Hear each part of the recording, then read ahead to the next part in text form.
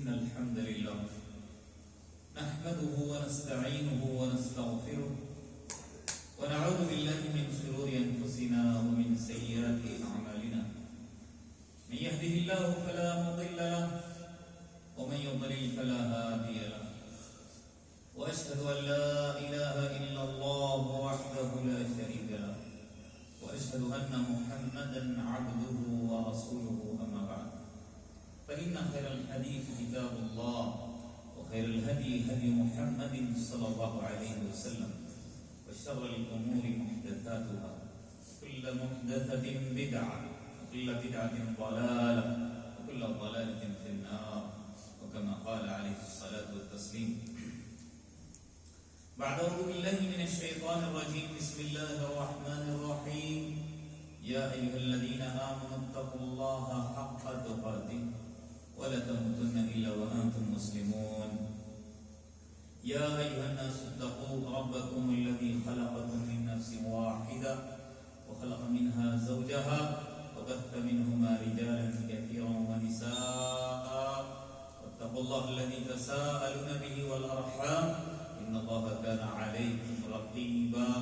يا أيها الذين آمنوا اتقوا الله وقولوا قولا سديدا يصلح لكم أعمالكم ويغفر لكم ذنوبكم ومن يطع الله ورسوله فقد فاز فوزا عظيما. وقال الله عز وجل في موضع آخر ومن آياته أن خلق لكم من أنفسكم أزواجا لتسكنوا إليها وجعل بينكم مودة ورحمة إن في ذلك لآيات لقوم يتفكرون. رب اشرح لي صدري ويسر لي أمري واحلل عقدة من لساني يفقهوا قولي. ربي زدني علما. سبحانك لا علم لنا إلا ما علمتنا إنك أنت العليم الحكيم. ربي يسر ولا تعسر وتمم بالخير. حاضرین جمعہ، پردہ نشین خواتین اور میرے پیارے ننھے منھے پھول جیسے بچوں، تمام قسم کی تعریف، توصیف، تحمید، تمجید، بڑائی، بزرگی، عظمت، شان، شوکت، جلالت صرف ایک اللہ وحدہ لا شریک کے لیے ہی لائق، زیبا ہے، جو کہ اس ساری کائنات کا تنہا خالق ہے، حاکم ہے، مالک ہے، مدبر ہے. بعدہ درود ہو، سلام ہو حضرت محمد مصطفیٰ صلی اللہ علیہ وسلم پر، آپ کے اصحاب، تابعین اور تبع تابعین پر. اس مختصر سی حمد اور درود کے بعد سورہ روم کی ایک آیت میں نے آپ کے سامنے موضوع کے طور پر آپ کے سامنے پیش کی ہے. اس آیت کریمہ کے اندر اللہ تبارک و تعالی نے میاں بیوی کے رشتے کے تعلق سے بیان کیا ہے کہ اس کی نشانیوں میں سے نشانی ایک یہ بھی ہے کہ اس نے تم کو پیدا کیا، یعنی مجھ کو اور آپ کو، اور تم ہی میں سے جوڑے جوڑے بنائے. اگر اللہ تبارک و تعالی حضرت آدم علیہ السلام اور حضرت حوا علیہ السلام کے باہم ملنے سے صرف خالی مردوں کو وجود میں لاتا اور پھر ان کی تسکین اور ان کے سکون کے لیے عورتوں کو انہی کی نسل میں سے یا انہی کی جنس میں سے نہ بناتا، جنات یا اور کوئی مخلوق ہوتی تو کبھی بھی ایک دوسرے باہم خوش اور سکون کے ساتھ نہیں رہ سکتے. تو اللہ نے فرمایا کہ اس کی نشانیوں میں سے یہ ہے کہ اس نے تم کو پیدا کیا اور تم ہی میں سے جوڑے جوڑے بنائے تاکہ تم ان کی طرف آرام پاؤ، سکون حاصل کرو۔ ایک مزید بات یہ بتائی وَجَعَلَ بَيْنَكُم مَّوَدَّةً وَرَحْمَةً، ایک ہی جنس سے ہونے کی وجہ سے اللہ تبارک و تعالیٰ نے آپس میں کیا ڈال دیا؟ محبت اور رحمت۔ ایک لڑکا ایک لڑکی اجنبی رہتے ہیں، جب نکاح ہو جاتا ہے، شادی ہو جاتی ہے، شادی کے بندھن میں بندھ جاتے ہیں، تو اللہ تبارک و تعالیٰ اجنبی مرد اور اجنبی عورت کے دل میں ایسی محبت ڈالتا ہے کہ لوگ مثال قائم کرتے ہیں، اس جوڑے کی طرف دیکھو، مثالی جوڑا کیسے محبت سے رہتے ہیں۔ یہ الگ بات ہے کہ ہماری بستی میں ہم لوگ آپس میں ہی رشتہ داروں میں یا بستی ہی میں کرتے ہیں، بعض دفعہ ایسے ہوتا ہے فلانی بستی کا اور فلانی بستی کی عورت، یا فلانے ملک کا مرد اور فلانے ملک کی عورت، لیکن محبت اصل کہنا میں چاہتا ہوں یہ نکاح کے ذریعے سے ہی وجود میں آتا ہے۔ اللہ فرماتا ہے ان فی ذلک لآیات، اس کے اندر نشانیاں ہیں ایسی قوم کے لیے جو غور و فکر کرتی ہیں۔ یعنی ان تمام باتوں سے ہی معلوم ہوتا ہے کہ اگر عبادت کے مستحق اگر کوئی ذات ہے تو ایک ہی اللہ وحدہ لا شریک کی ہے، جو اس طرح کا نظام چلایا ہے۔ اس آیت کو میں موضوع کے طور پر اس لیے میں نے پیش کی ہے آپ کے سامنے کہ آج اگر ہم دیکھیں اپنے معاشرے کی طرف یا کہیں اور، شادی شدہ زندگی کے اندر دنیا بھر کے پرابلم ہیں، دنیا بھر کے مسائل ہیں، کہیں میاں شکایت کرتا ہے تو کہیں بیوی شکایت کرتا ہے۔ اس آیت کے ذریعے سے میں چند ہی باتیں آپ کے سامنے پیش کروں گا کہ ہماری شادی شدہ زندگی پرسکون کیسے ہو، خوشگوار کیسے بنے، ہماری زندگیوں کے اندر خوشیاں کیسے آئے، تو ہم کو کچھ چیزیں جس کے اوپر نگاہ دوڑانی بہت ضروری ہے، یا کچھ چیزیں ایسی ہیں جس کی معلومات حاصل کرنا میرے لیے آپ کے لیے ضروری ہے۔ ان چیزوں کی معلومات ہم حاصل کریں گے تو ہماری زندگی کیا ہو جائے گی؟ خوشگوار ہو جائے گی۔ سب سے پہلے یہ بات ہم جان لیں کہ یہ جو رشتہ ہے شادی شدہ یا زوجیت کا رشتہ، اس روئے زمین کے اوپر سب سے پہلے وجود میں آیا۔ میاں بیوی سے پہلے روئے زمین کے اوپر کوئی رشتہ نہیں، پہلے شوہر اس کے بعد بیوی۔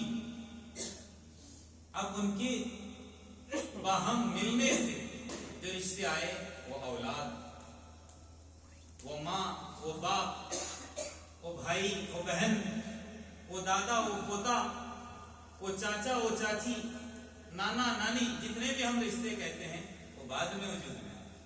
پہلے میاں بیوی، اولاد بننے کے بعد وہ ماں باپ بن جاتے ہیں، ان کی اولاد بنتی ہے تو دادا بن جاتے ہیں، پھر آپس میں جب اولاد کا سلسلہ آگے بڑھتا چلا جاتا ہے تو بھائی کے بچے کا بھائی چاچا بن جاتا ہے۔ اس طرح تو سب سے پہلے اس دنیا کے اندر وجود آنے والا رشتہ زوجیت کا ہے، اور پھر مزید اللہ کا احسان ہے کہ رشتہ یہیں تک ختم نہیں ہوتا کہ ہم مر گئے رشتہ ختم نہ، موت کے بعد بھی یہ رشتہ باقی رہتا ہے۔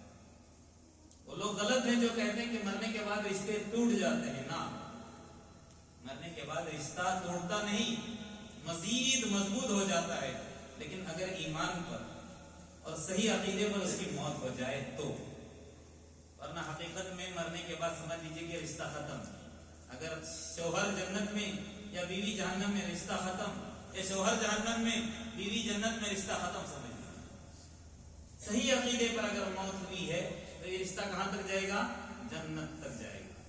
قرآن کی دلیل سن لیجیے، اللہ تبارک و تعالیٰ فرماتا ہے والذین آمنوا، وہ لوگ جو ایمان لائے، واتبعتہم ذریتہم، اور ہو بہو ان کی اولاد بھی ان کی پیروی، ماں باپ ایمان والے، ماں باپ موحدین، صحیح معنی میں اللہ کے رسول صلی اللہ علیہ وسلم کے پیروکار، تو اولاد بھی ہو بہو اپنے ماں باپ کے روش پر ہی چلی۔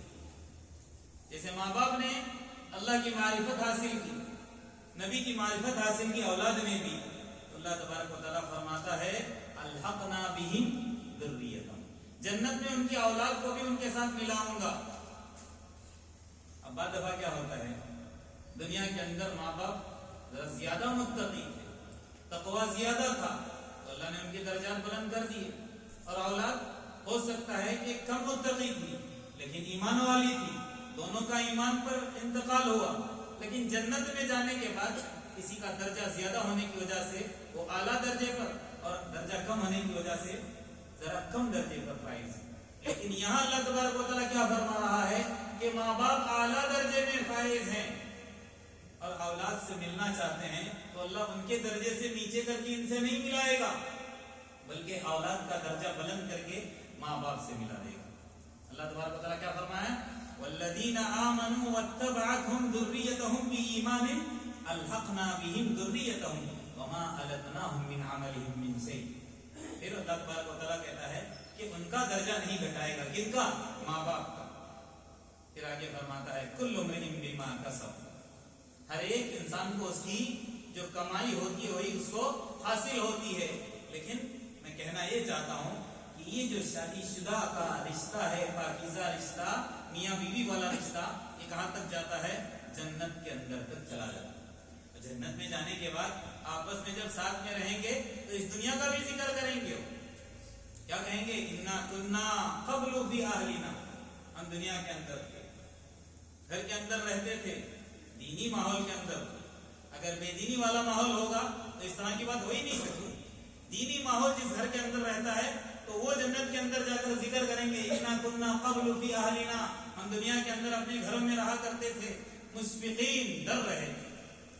ایک قسم کا ہمارے دلوں کے اندر ڈر تھا کہ مرنے کے بعد کیا ہوگا، جنت ملے گی کہ نہیں، ایک قسم کا خوف، کہیں جہنم میں ہمارے اعمال کم ہونے کی وجہ سے جہنم میں نہ چلے جائیں، جہنم کا ڈر تھا۔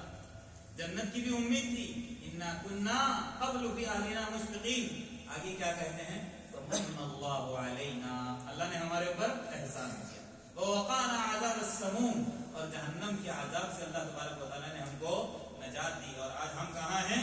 جنت کے اندر۔ الغرض کہنے کا یہ ہے کہ کون سا جوڑا جنت میں جائے گا یا کون سا خاندان جنت میں جائے گا؟ جو خاندان صحیح معنی میں دیندار ہو، جن کی زندگیوں کے اندر دین ہوگا، جن کا گھرانہ پاکیزہ ہوگا، جن کے اخلاق عمدہ ہوں گے، جو آپس میں خوش خوش رہتے ہوں۔ اللہ تبارک و تعالیٰ اس جوڑے کو کہاں تک پہنچائے گا؟ جنت۔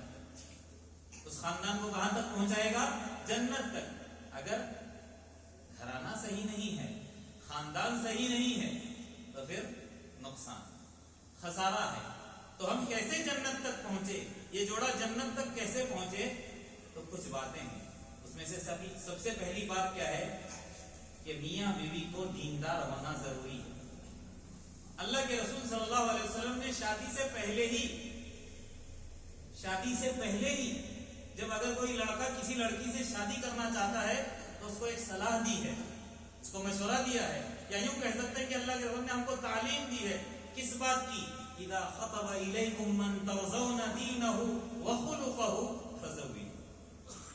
اگر آپ اپنے بیٹے یا بیٹی کی شادی کرنا چاہتے ہو اور کسی لڑکے کی دین سے اور اس کے اخلاق سے تم کو اطمینان ہے تو اپنی لڑکی کا بیاہ اس سے کرا دو۔ ہم دین دیکھتے ہیں، کیا دیکھتے ہیں؟ بچہ، اس کی شادی کر رہے ہیں اپنی لڑکی سے، پہلی سب پہ بیچارہ نماز پڑھ رہا ہے، دیندار ہے۔ ہاں، خالی نمازی بننا یہ دیندار ہونے کی علامت نہیں ہے، اور یہاں خالی دین کو ہی شرط قرار نہیں دیا، ساتھ میں خلقہ کہا ہے، اس کے اخلاق بھی ہونی چاہیے۔ مسجد میں آتا ہے، نمازیں پڑھتا ہے، تلاوت کرتا ہے، لیکن اس کے لین دین گڑبڑ ہے، اس کی معاشرت گڑبڑ ہے۔ اصل میں اس کے لین دین کو دیکھنا چاہیے، اس کی معاشرت کو دیکھنا چاہیے، اس کے اخلاق کو دیکھنا چاہیے۔ تو خالی مسجد میں نماز پڑھنے کے لیے آتا ہے یہی نہیں، مسجد والوں کے ساتھ کیسے ہے، محلے والوں کے ساتھ کیسے ہے، اس کا اٹھنا بیٹھنا رہن سہن کیسا ہے، وہ تمام چیزیں دیکھنا ہے۔ اگر وہ کاروباری ہے تو یہ دیکھنا چاہیے کہ ایمانداری کے ساتھ کاروبار کرتا ہے یا دھوکہ دیتا ہے۔ اگر وہ کہیں کام کرتا ہے، نوکری پر ہے، چوری تو نہیں کرتا، اس کے اخلاق کیسے ہیں، کیا اس کا مالک اس سے خوش ہے کہ نہیں، یہ تمام چیزیں دیکھ کر ہم اپنی لڑکی کا اس سے بیاہ لیں۔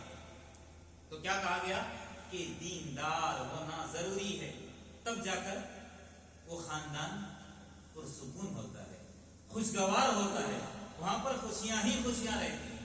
اور اللہ کے رسول صلی اللہ علیہ وسلم نے کیا کہا کہ ایسے لڑکے کو آپ نے دیکھ لیا کہ دیندار بھی ہے، اخلاق بھی اچھے ہیں، لڑکی کا بیاہ کرا دو اس لڑکے سے، ورنہ اگر ایسا نہیں ہوگا خالی خواہش پورا کرنے کے لیے، اپنی ہوس کو پورا کرنے کے لیے خوبصورت گوری چپٹی لڑکی سے اگر اس کا بیاہ کرا دو گے تو کیا ہو جائے گا؟ دین اگر نہیں دیکھو، اخلاق نہیں دیکھو، تکن فتنۃ فی الارض، زمین کے اندر فساد برپا ہوگا، تکن فتنۃ فی الارض وفساد کبیر۔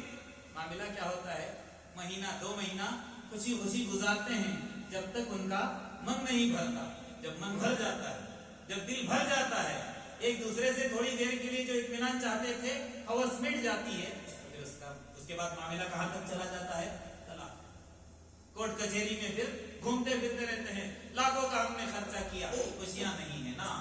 سب سے پہلے اللہ کے رسول صلی اللہ علیہ وسلم نے تعلیم دی ہے کہ اگر شادی شدہ زندگی خوشگوار ہو، پرسکون ہو، کوئی پریشانی نہ ہو، کوئی پرابلم نہ ہو، تو دین سب سے پہلے دین۔ یہاں تک کہ تعلیم اتنی پیاری دی ہے کہ جب لڑکا اور لڑکی کی شادی ہو جاتی ہے، جب پہلی ملاقات ہو لڑکے کی لڑکی سے، اس کے بال پکڑ کر دعا کہنے کے لیے کہیں، اللہ نے دعا دینے کے لیے کہا، اللہم انی اسألک خیرہا وخیر ما جبلتہا وعوذ بک شرہا وشر ما جبلتہا۔ کیا اللہ اس کے اندر جتنے خیر ہیں وہ خیر میں تجھ سے چاہتا ہوں، اگر اس کے اندر کوئی برائی ہے اس سے میں اس سے پناہ مانگتا ہوں۔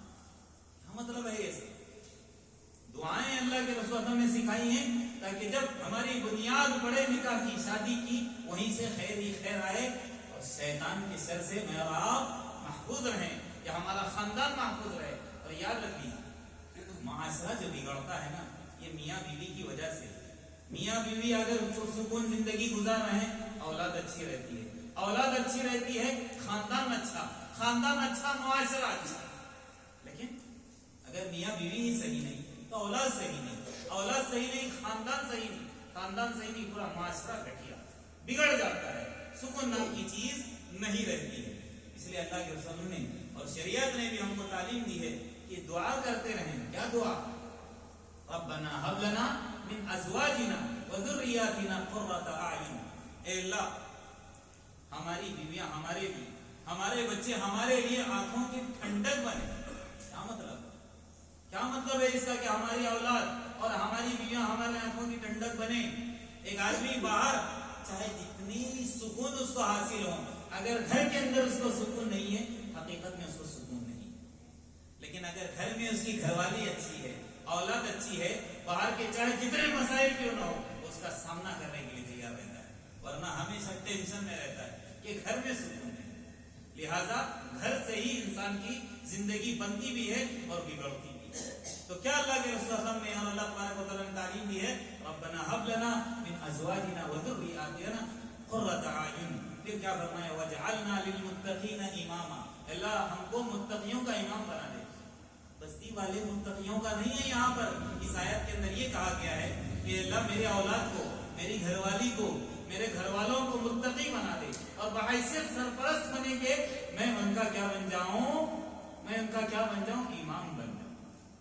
کیونکہ کل ہم سے پوچھا جائے گا نا ہمارے گھر والوں کے بارے میں بھی، کلکم راع وکلکم مسئول عن رعیتہ۔ تم میں کا ہر ایک ذمہ دار ہے اور ہر ایک کو اس کی ذمہ داری کے بارے میں پوچھا جائے گا۔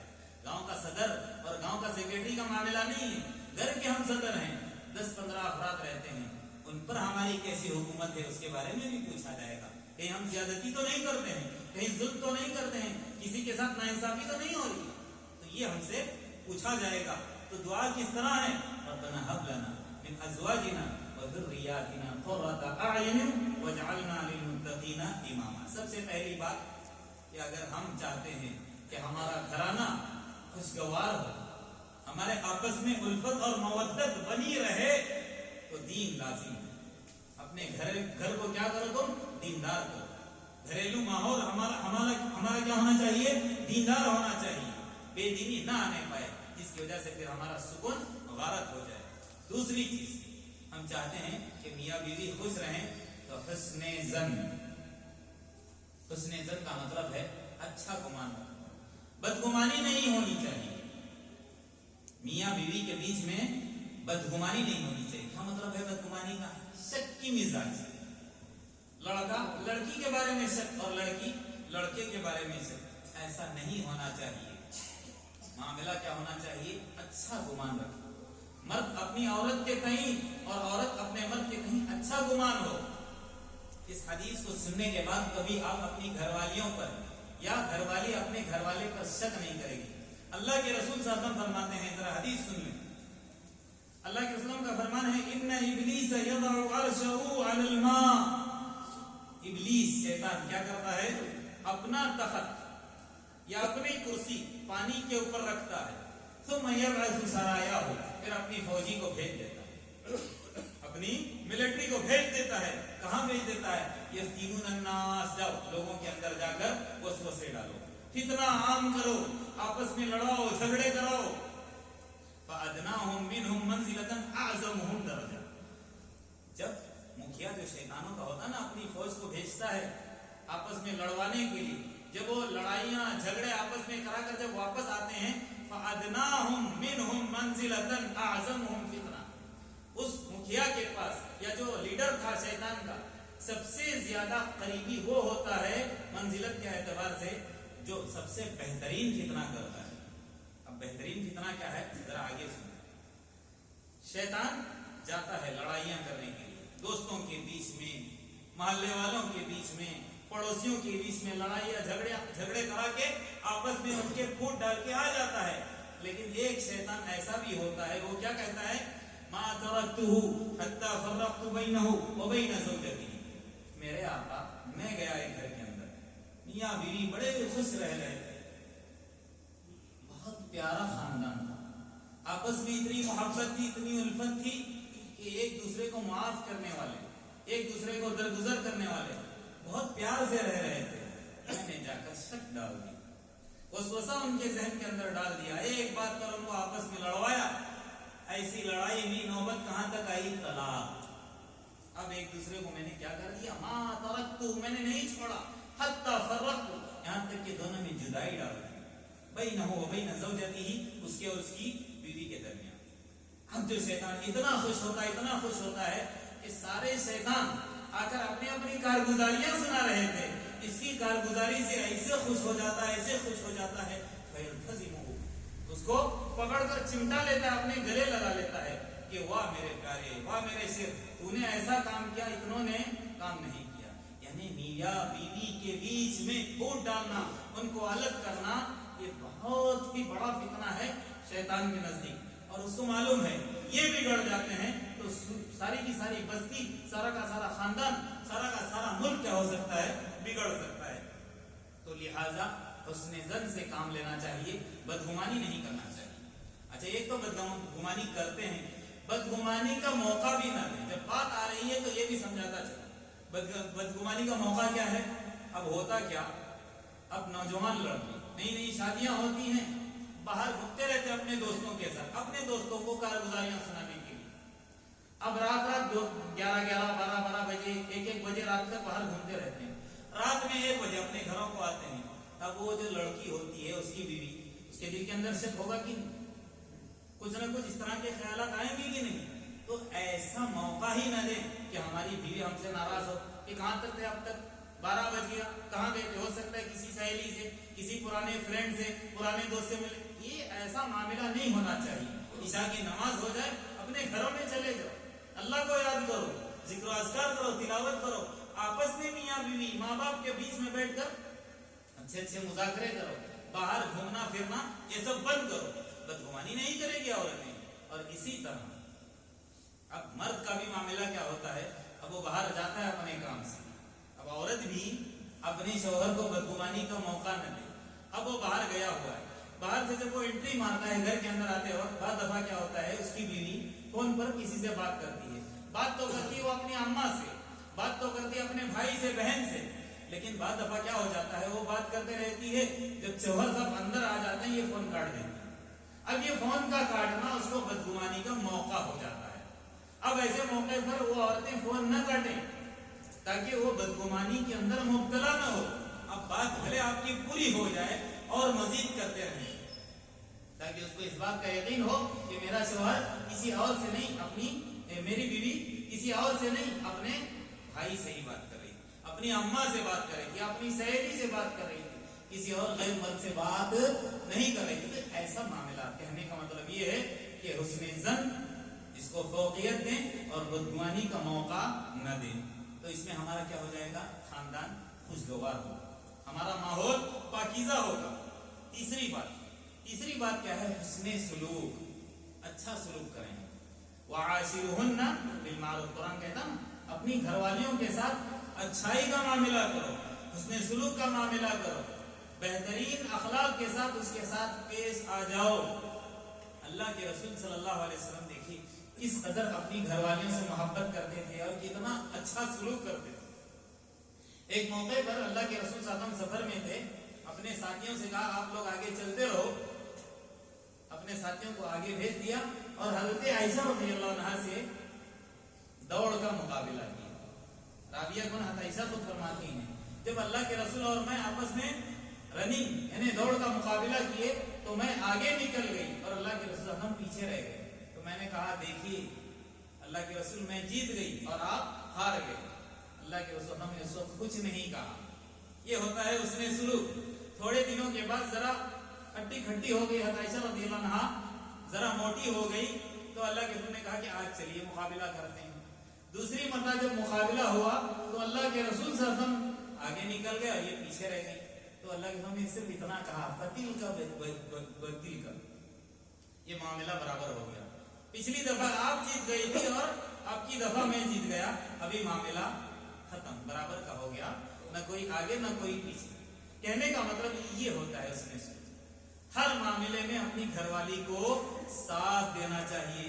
یہاں تک کہ اللہ کے رسول نے کہہ دیا ایک دوسرے کی غلطی کو درگزر کر، نظر انداز کر. یہ واقعہ سننے کے بعد آپ ہمیشہ معاف کرتے رہو، لیکن اگر کوئی بھونڈی غلطی ہے اس پر بھی نگاہ ہونی چاہیے. معاف کرتے جاؤ مطلب یہ نہیں ہے کہ ہر چیز آپ معاف کرتے جاؤ اور پھر اپنا ہی حق مارو، ایسا نہیں ہے. چھوٹی چھوٹی جو غلطیاں ہوتی ہیں اس کو نظر انداز کرنا چاہیے، کیونکہ اللہ کے رسول نے فرمایا ہے خیرکم خیرکم لأہلی وانا خیرکم لأہلی. تم میں کا سب سے بہترین انسان وہ ہے جو اپنے گھر والوں کے لیے بہتر ہو، اور میں تم میں سب سے بہترین اپنے گھر والوں کے لیے بہتر ہوں. کہنے کا مطلب یہ ہے کہ جب تک اس کا گھرانہ یہ گواہی نہ دے کہ انسان اچھا ہے وہ اچھا نہیں کہلا سکتا. بھلے معاشرے والے کہتے ہیں کہ فلانے سے بڑے اچھے ہیں، بہت پاکیزہ ہیں، لمبا کرتا پہنتے ہیں، لمبی داڑھی ہے، بہت اچھے انسان ہیں، بااخلاق ہیں، لیکن اگر گھر والی ناراض ہے تو وہ شیخ اچھے نہیں ہے، وہ بزرگ اچھے نہیں ہیں، وہ انسان اچھا نہیں ہے. کیونکہ اللہ کے رسول نے کیا فرمایا؟ گھر والوں کی گواہی ہونی چاہیے کہ انسان بہتر ہے، تبھی جا کر وہ بہتر ہے.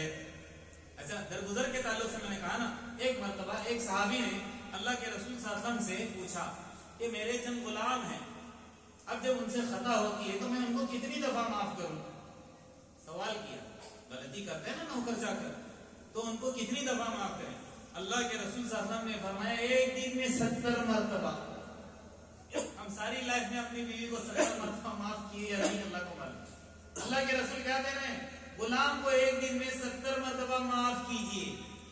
تو غلام تو غلام ہے، اور گھر والی اس سے کوئی بہتر ہو سکتی ہے؟ ہاں، اس سے پاکیزہ اور اس سے لاڈلی کوئی ہو سکتی ہے؟ نوکر کے مقابلے میں عورت ہی ہوتی ہے نا. تو اللہ کے رسول کہہ رہے ہیں کہ نوکروں کو ایک دن میں، تو اگر عورتوں سے غلطی ہو جاتی ہے تو ہم کو، یا مرد سے بھی، یہ نہ سمجھے خوش ہو رہی ہوں گی ہماری ماں بہنیں. ہاں، اگر آپ کے شوہر بھی غلطی کرتے ہیں تو بھی آپ کیا کریں؟ درگزر کریں، معاف کریں. اسی سے آپس میں ہماری محبت بڑھتی ہے اور پھر ہمارا خاندان کیا ہوتا ہے؟ پاکیزہ ہوتا ہے. کیونکہ جو معاف نہیں کرتا، ظلم و زیادتی سے کام لیتا ہے، یہ اخلاق کس کے تھے؟ یہ فطرت یا یہ صفت کس کی تھی؟ قوم عاد کی. ان کے تعلق سے قرآن کیا کہتا ہے؟ وَإِذَا بَطَشْتُمْ بَطَشْتُمْ جَبَّارِينَ. تمہارا معاملہ ایسا تھا کہ کسی کو پکڑ کر آتے تو بہت سختی کے ساتھ کیا کرتے تھے؟ تم پکڑ کرتے تھے. تو لہٰذا ایسا نہیں ہونا چاہیے، درگزر کے ساتھ ہمارا معاملہ ہونا چاہیے. اور ایک ضروری بات، وہ ضروری بات کیا ہے کہ میاں بیوی کبھی بھی ایک دوسرے کی خواہش کے مطابق نہیں ہو سکتے. کیا مطلب ہے؟ میں چاہتا ہوں کہ 100% میری گھر والی بات مانے، یہ ہو ہی نہیں سکتا. اور ایسا بھی نہیں ہو سکتا کہ عورت چاہے کہ اس کا شوہر ایسا لٹو بن جائے کہ ریموٹ کنٹرول جیسا گھماؤ گھومتے رہے، ایسا بھی نہیں ہو سکتا۔ 100% نہیں، 99% بھی اگر ہو، 1% کمی رہے گی۔ تو ایسے معاملے میں بھی کیا ہونا چاہیے، ہم کو ایک دوسرے کے ساتھ درگزر کا معاملہ اور ایک دوسرے کے اوپر اعتماد کا معاملہ ہونا چاہیے۔ اعتماد کا مطلب کیا ہے، یہاں پر سمجھنے والی بات ہے، ایک دوسرے پر بھروسہ اس طرح سے، کوئی بھی مسئلہ، میں نے شروع میں ہی کہا تھا نا کہ میاں بیوی میں مسائل پیدا ہوتے رہتے ہیں، پنپتے رہتے ہیں، درپیش ہوتے ہیں۔ تو اعتماد کا مطلب کیا ہے، تیسرے پرسن کو، تیسری پارٹی کو انٹر نہ ہونے دیں۔ اگر میاں بیوی میں کچھ انبن ہو جائے، آپس میں سالو کر لیں، آپس میں حل کر لیں۔ تیسرا پرسن آ جاتا ہے تو معاملہ بگڑتا ہے۔ اور ذرا سنیے، اللہ کے رسول اور عائشہ رضی اللہ عنہ، ان سے بھی بڑھ کر کوئی ہو سکتا ہے اللہ کے رسول سے، لیکن آپس میں ان کا بھی معاملہ ہوتا تھا، اللہ کے رسول کی طرف سے نہیں۔ حضرت عائشہ کے تعلق سے اللہ کے رسول فرماتے ہیں، حضرت عائشہ میں جانتا ہوں کہ تمہارا معاملہ ایسا ہے کہ جب تم مجھ سے ناراض ہوتی ہو تو تمہاری زبان سے کیا نکلتا ہے، رب ابراہیم، ابراہیم کے رب کی قسم۔ اور جب تم میرے ساتھ خوشی خوشی رہتی ہو تو کیا کہتی ہو، رب محمد، محمد کے رب کی قسم۔ یعنی مسائل حضرت عائشہ اور محمد صلی اللہ علیہ وسلم کے بیچ میں بھی اگر کچھ آ جاتے تو بھی یہاں پر حضرت عائشہ کے تعلق سے اللہ کے رسول کیا کہہ رہے ہیں کہ کیا کہتی حضرت عائشہ، اگر کبھی مجھ سے ناراض ہو جاتی کسی بات پر تو یہ نہیں کہتی کہ محمد کے رب کی قسم، کہتی ابراہیم کے رب کی قسم، اور خوش رہتی تو محمد کے رب کی قسم، اس طرح قسمیں کھا جاتی۔ تو کہنے کا مطلب یہ ہے کہ ایک دوسرے پر ہمارا اعتماد ہونا چاہیے۔ کوئی بھی مسئلہ اگر پیش آ جائے تو آپس میں سولو کریں، کسی طرح آپس میں بیٹھ کر ہی وہ معاملہ ختم کریں۔ ہمارا معاملہ کیا ہوتا ہے، کچھ مسئلہ ہو ہم اپنی ماں بہنوں کو بتاتے ہیں، لڑکا اپنے رشتہ داروں کو، لڑکی اپنے رشتہ داروں کو۔ اب وہ کبھی بھی نہیں چاہیں گے کہ آپ خوش رہیں، وہ توڑنا ہی چاہیں گے، اللہ ماشاءاللہ اگر دیندار گھرانہ ہو تو ملائیں گے، ورنہ ایسا ہی ہوتا ہے۔ کبھی لڑکا اپنے ماں باپ کی یا اپنی بہنوں کی مطلب عقل والا ہوتا ہے اور پھر ان کے آپس میں بنتا نہیں ہے۔ کبھی لڑکی بھی ایسے ہوتی ہے جیسے ابا بولتے ہیں، جیسے امی بولتی ہیں، بیچارہ شوہر اتنی محبت کرتا ہے اور وہ کن کے بھروسے پر اور کن کے اس پر اشاروں پر ناچتی ہے، ماں باپ کے۔ یہاں تک کہ اللہ کے رسول نے لڑکیوں کے تعلق سے کیا فرمایا کہ اللہ تبارک و تعالیٰ نے شوہر کا اتنا بڑا مقام رکھا ہے، اللہ کے رسول نے کہا کہ اللہ کے علاوہ، اللہ کے رسول فرماتے ہیں اللہ کے علاوہ اگر کسی عورت کو اس بات کا حق ہوتا کہ وہ اللہ کے علاوہ کسی کو سجدہ کرے تو کس کو، وہ اپنے شوہر کو۔ اتنا بڑا مقام ہے، اور ایسے شوہر کو آپ اپنے ماں باپ کے بھروسے پر نچاؤ گی، تکلیف دو گی، بہت غلط بات ہے۔ کہنے کا مطلب یہ ہے کہ ہم آپس میں ایک دوسرے پر اعتماد کریں، کوئی بھی مسئلہ ہو آپس میں مل کر ہی سالو کریں۔ اور آخری بات کیا ہے، چین کی زندگی گزاریں۔ کیا مطلب ہے، ایسے محبت اور ایسے الفت سے آپس میں میاں بیوی زندگی گزاریں کہ لڑائی جھگڑے نہ ہوں۔ اب بعض دفعہ لڑائی جھگڑے کے اثرات کیا ہوتے ہیں، اولاد پر پڑتے ہیں، اولاد پر پڑنے کے بعد اس کا خمیازہ خود میاں بیوی کو ہی بھگتنا پڑتا ہے۔ کہتے ہیں کہ ہمارے اولاد نافرمان ہے، باغی ہے، سرکش ہے۔ اگر ہم ذرا پیچھے دیکھیں کہ جب وہ چھوٹے تھے تو ان کے سامنے میاں بیوی آپس میں لڑائی جھگڑے کرتے تھے، تو اس کے اثرات اس بچے پر پڑے۔ اب جوان ہونے کے بعد وہ جیسے جیسے دیکھا تھا، جیسے جیسے سنا تھا، اسی کے مطابق ان کے ساتھ پیش آئے گا۔ جب گھرانہ صحیح نہیں رہے گا تو پھر خاندان کے اندر فتنے ہو جائیں گے، خاندان ٹوٹ جائے گا، خاندان ٹوٹ جائے گا تو پھر بستی کے اندر بھی بگاڑ پیدا ہوگا۔ بس آخر میں اللہ تبارک و تعالیٰ سے دعا ہے، جتنی باتیں میں نے کہی ہیں سب سے پہلے اللہ تبارک و تعالیٰ اس پر مجھے عمل کرنے کی توفیق عطا فرمائے، ساتھ میں آپ لوگوں کو بھی اللہ تبارک و تعالیٰ ہمارا گھرانہ خوشگوار بنائے، ہمارے آپس میں میاں بیوی کے تعلقات اللہ تبارک و تعالیٰ خوشگوار بنائے، بد نظری سے، حاسدین کے حسد سے، شیطان کے شرور سے اللہ تبارک و تعالیٰ میرے اور آپ کی، ہمارے خاندانوں کی، بلکہ ہماری بستی کی حفاظت فرمائے۔ ربنا آتنا فی الدنیا حسنہ وفی الآخرۃ حسنہ وقنا عذاب النار۔ ربنا علیک توکلنا والیک انبنا والیک المصیر۔